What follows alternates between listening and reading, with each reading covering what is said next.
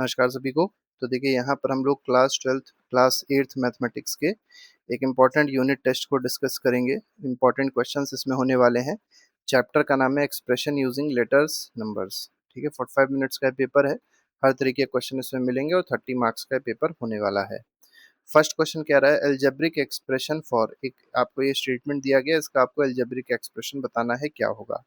8 more than a number x। तो 8 more than, मोर जब भी आएगा तो इसका मतलब 8 प्लस हो जाएगा, और more than a number x तो x प्लस 8 आप सीधे सीधे इसको लिख सकते थे, तो x में 8 को ऐड कर दिया गया, तो सी ऑप्शन बिल्कुल सही है।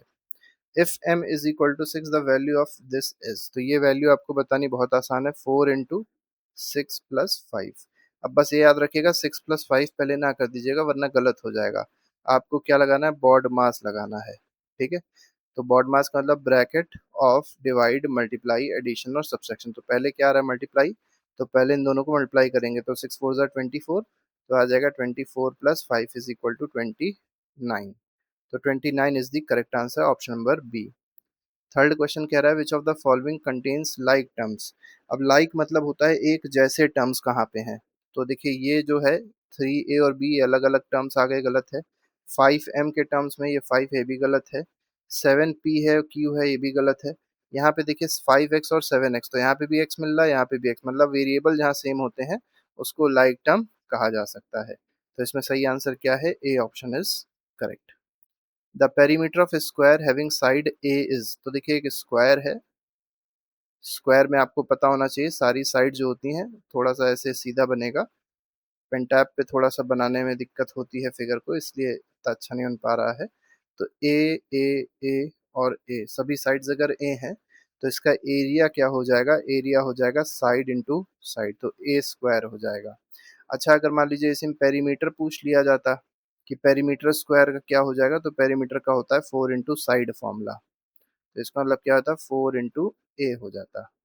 ठीक है, तो यहाँ पर ए स्क्वायर विल बी द, नहीं देखिए पूछा क्या गया, पेरीमीटर ही पूछा गया है। 4a जो है पेरीमीटर है, अगर एरिया पूछते तब ए स्क्वायर होता। ठीक, इसको सिंप्लीफाई करना है, 7x + 2x किसके बराबर हो जाएगा, 7 और 2 9, 9x के बराबर होगा, ये बात याद रखिएगा। Letters use to represent numbers are called, तो ऐसे लेटर जिनसे नंबर को रिप्रेजेंट किया जाता है उनको क्या कहा जाता है, उनको वेरिएबल्स कहते हैं। ठीक है, या इनको लेटर्स नंबर्स भी कहा जाता है, तो वेरिएबल ज़्यादा सही रहेगा इसमें।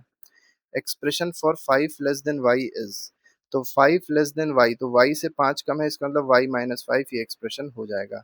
3a + 5a क्या दे देगा हम लोग को, 8a दे देगा।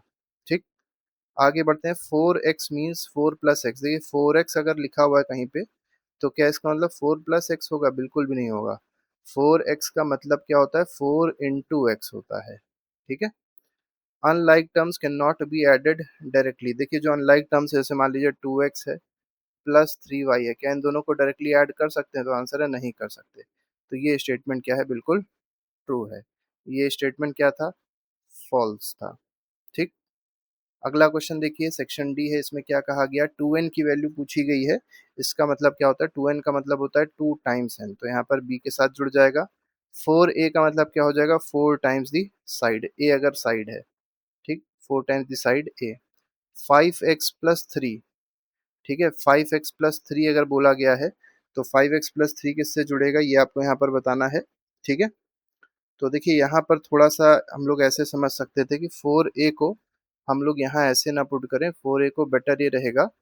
तो पहला तो सही है, 2 टाइम्स दी n, पहला तो ठीक है, 2n को 2 टाइम्स दी n लिखा। 4 इंटू साइड को हम लोग पेरीमीटर ऑफ स्क्वायर मानते हैं, ज़्यादा सही रहेगा तब। ठीक है, क्योंकि लाइक 5x + 3 है, तो 5x + 3 को किसके साथ जोड़ेंगे, तो 5x + 3 में आप देख सकते हैं वेरिएबल भी है और पावर भी सेम है। तो देखिए क्वेश्चन को थोड़ा सा हमने चेंज कर दिया है क्योंकि ये फिट नहीं बैठ रहा था।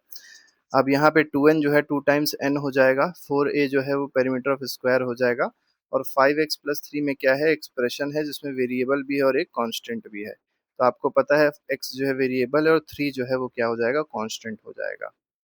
आगे बढ़ते हैं, फाइंड द वैल्यू ऑफ, इसकी वैल्यू आपको बतानी है जब p की वैल्यू 8 हो। तो p की वैल्यू आप सीधे सीधे 8 पुट कर दीजिए, तो 5 इंटू 8 माइनस 3 बॉड मास लगाएगा, 5 8 40 माइनस 3 क्या हो जाएगा, 37 हो जाएगा। नेक्स्ट क्वेश्चन पे आते हैं, right the algebraic form of 9 more than a number x, क्या हो जाएगा, x प्लस 9 हो जाएगा। 3 times a number decreased bye 5, तो 3 टाइम्स नंबर, तो नंबर को अगर x मान लिया जाए तो 3 टाइम्स द नंबर हो गया, डिक्रीज्ड बाय 5 मतलब माइनस 5 हो जाएगा। आगे बढ़ते हैं, सिंप्लीफाई करना है इसको, देखिए 6a प्लस 8a क्या हो जाएगा, 14a हो जाएगा, और फिर इसमें क्या करना है, 3a को सब्ट्रैक्ट कर देना है, तो आंसर क्या आ जाएगा, 11a आ जाएगा। आगे बढ़ते हैं, the length of rectangle is l, breadth is b, write the algebraic expression for its perimeter, तो पेरीमीटर का एक्सप्रेशन क्या हो जाएगा, पेरीमीटर का फॉर्मूला आता है 2 ब्रैकेट में l प्लस b, ठीक है। और क्या कहा गया, find its value when the l is ये, b इज ये, तो पेरीमीटर की वैल्यू फाइंड आउट करनी है, तो 2 ब्रैकेट में l प्लस बी कर लीजिए, तो 8 और 5 कितना होता है, 13 होता है, तो 2 इंटू 13 हो जाएगा, 26 मीटर हो जाएगा, ठीक है, ये आंसर इसका सही है। आगे बढ़ते हैं, कॉम्पिटेंसी बेस्ड क्वेश्चन आते हैं, इसको देख लेते हैं, इसमें क्या कहा गया, a shop sells notebook for ₹25 each and pens for ₹12 each, तो नोटबुक बेची गई 25 रुपए में और पेन बेचा गया 12 रुपए में। रिया ने क्या किया, एक्स नोटबुक बाय करी और वाई पेन बाय किए। आपको एल्जेब्रिक एक्सप्रेशन लिखना है टोटल अमाउंट पेड का, तो आप लिखेंगे टोटल अमाउंट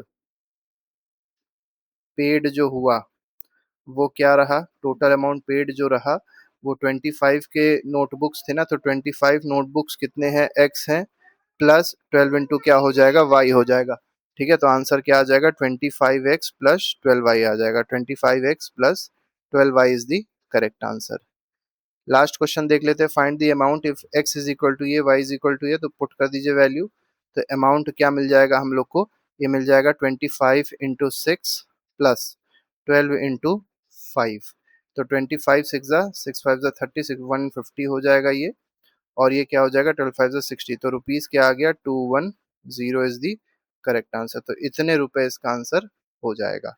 तो इस तरीके से पूरा पेपर था जो हम लोग ने डिस्कस किया। इसके अलावा और भी पेपर्स हैं और भी क्वेश्चंस हैं जो पहले से ही प्लेलिस्ट में लगे हैं, आप जाके देख सकते हैं और अपना रिवीजन अच्छे से कर सकते हैं। तो अभी के लिए फिलहाल नहीं, thank you very much, good bye, जय हिंद।